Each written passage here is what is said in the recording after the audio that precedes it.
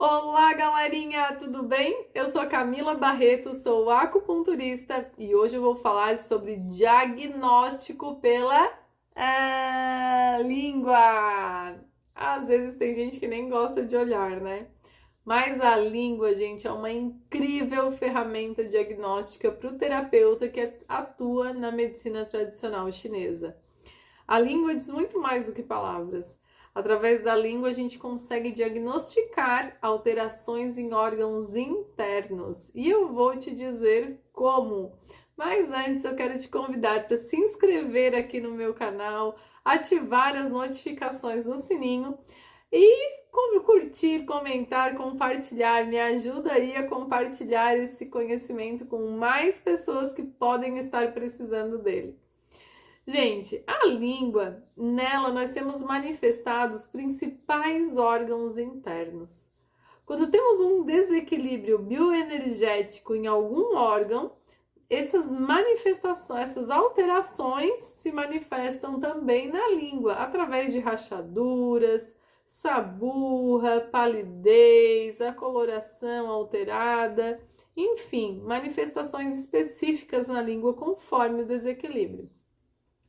Muitas pessoas, quando a gente fala no diagnóstico bioenergético e quando a gente fala da língua, que tem representado ali órgãos importantes, nós falamos principalmente que esses órgãos, eles são estruturas energéticas nesse momento. Então, muitas vezes, uma alteração no fígado energético talvez não se manifeste lá no órgão físico ainda, tá? Por exemplo, as irritabilidades, tensões musculares próprias dessa irritabilidade, excesso de raiva, eles podem se manifestar com alterações bioenergéticas e já aparentes na língua, porém ainda não no órgão físico. Só que, se não tratado, pode se tornar sim doença no órgão físico. Até um tempo atrás, quando eu comecei a atuar com medicina chinesa, há 15 anos atrás, a medicina ocidental meio que ria, né? Achava, não conhecia, não considerava a associação de alterações emocionais como fatores predisponentes, né, ou causadores de doenças físicas. Hoje a medicina convencional já considera sim que fatores emocionais podem sim favorecer a instalação de doenças físicas. E é isso que a medicina chinesa fala. Quando a gente vê uma alteração bioenergética numa determinada área de órgão, essa alteração bioenergética pode se tornar doença física se não tratada. Mas vamos à língua. Vou mostrar aqui uma figurinha da língua para vocês, tá? Então aqui, deixa eu ver aqui, ó. Aqui a gente tem uma língua de um paciente, tá? Uma fotinho de um paciente real, tá? Esse paciente é um paciente meu, um paciente real, onde nós temos aqui representados, tá? Na língua, ó, todo o contorno da língua, nós temos representado órgãos importantes, tá? Órgãos vitais. Onde a gente delimita assim, tá? A gente divide em 3 aquecedores. Esse aqui, daqui na pontinha da língua, a gente tem o aquecedor superior, que é o pulmão e o coração, tá? Que é a parte cardiorrespiratória. O aquecedor médio, que é a parte digestória, então estômago e baço, fígado e vesícula biliar nas laterais. E também entra o intestino no aquecedor médio, os intestinos, e o aquecedor inferior, lá com rim e bexiga, tá? Nesses aquecedores, nesses 3 aquecedores, o que a gente fala que é aquecedor? Aquecedor na medicina chinesa seriam motores, né? 3 motores. Então a medicina chinesa divide isso, esses 3 motores juntos formam um órgão energético, que é o triplo aquecedor.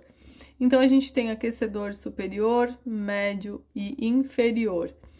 E daí aqui nesses aquecedores nós temos, aqui seria o gênito urinário, né? Que é o aquecedor inferior que eu não comentei. Aqui nós temos então nessa topografia da língua, onde bem na pontinha seria o coração, depois o pulmão, no centro da linha estômago e baço, aprofundando ao centro, mas mais aprofundado, intestinos, bem na raiz da língua, rim e bexiga, nas laterais, fígado e vesícula biliar. Então, conforme as alterações se manifestam na língua Em determinadas regiões, a gente vai identificar se é a região própria do órgão que está aqui delimitado na topografia. Por exemplo, a gente observa aqui que a região do coração, ela está bem avermelhada, né?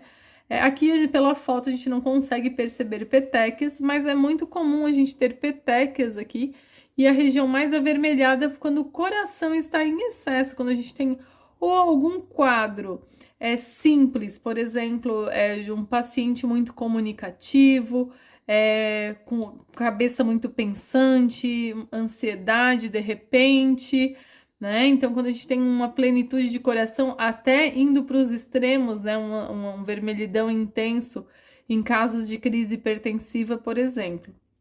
Depois nós temos região de pulmão, aqui a gente já vê mais coloradinha do que aqui, né? E quando a língua está, por exemplo, pálida na região de estômago e baço, como aqui pega, ó, estômago, baço, intestinos, a língua aqui aparece mais pálida, com fissurinhas.